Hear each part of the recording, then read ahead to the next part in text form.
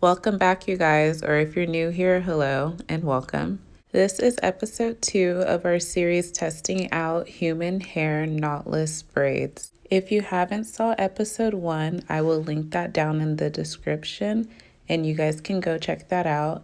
Each week I'm going to be testing out a different curl and different hair from different vendors. And believe me, there's no gatekeeping over here, so I'll definitely be giving you all the hair details and what I feel about it. This hair came in the cutest packaging, and I got a length 18, and I got the curl pattern a loose wave. And it's my first time trying out a loose wave, which I'm very excited for. But yet I was nervous because look at this hair. It was giving 50 grams. It wasn't giving 100. So I was so nervous. It didn't feel thick at all, but it actually surprised me. I'm starting to accept the fact that most hair vendors have their bundles to be thicker at the top and thinner at the bottom, which I don't know why they're doing that. It makes me feel like I'm getting half of what I paid for, but the hair was a great price, so I'm not going to expect it to be thick all the way to the ends anymore. So here I'm showing you guys where I'm going to hold my bundle at and pull from the top so I can get rid of some of the bulkiness at the top. This is how the hair looks after you spread it out. I cut a smaller piece so you guys can see how I do my pull technique. And then you're just going to hold it halfway through the strand and then you're going to pull from that part to the top. So you're just going to pull, and then you're going to get all that unnecessary hair that they put in bundles to make it look full. Although I'm telling you this hair actually ranked higher than the first episode's hair. Just because even though with all of that sheddage from the hair and the unnecessary hair, this hair actually was really full. I didn't use all 3 bundles. I used about 2.5 bundles. My client wanted her bundles to be a little bit darker than how it comes, so I did the dip dye on the bundles, and that was me showing you the comparison from how it will start to how it looked at the end. So it definitely got darker. I'm happy that this hair took. Let me show you guys how I got the hair to be pretty full. And by full, I mean the hair that I left out of the braid. I left a lot out and I really like the look that it gave me. Most of my braids in the front, I did 7 rows on each side.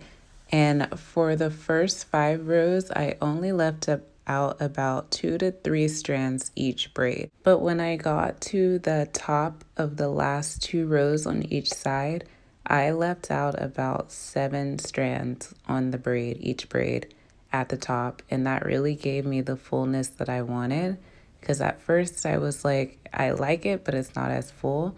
But me leaving out so much strands on each side, it turned out really nice. I showed this in episode 1, but I will show it again. Episode 1 is probably a little bit more detailed, but this is how I seal off my braids. I tie it 2 times. I don't use any glue. I grab my crochet needle and I put my crochet needle in my knot that I tied, and I crochet through a little piece of hair, and that keeps my hair sealed.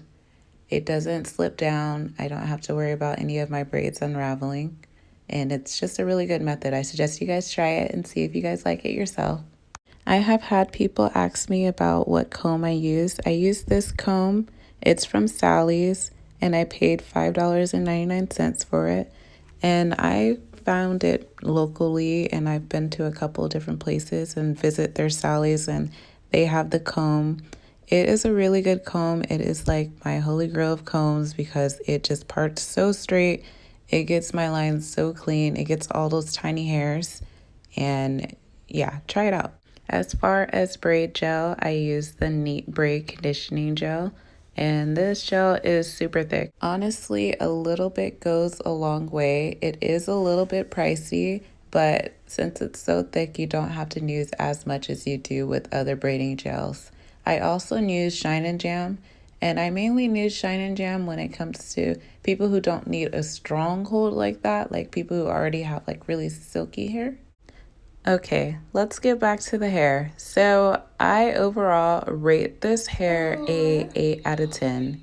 It is a great price, it is soft, and it surprisingly was really full once I got done with my client's hair, and I didn't use all the bundles. I still had a half of a bundle left. I love the wave pattern on the hair, and I also love the way that it lays.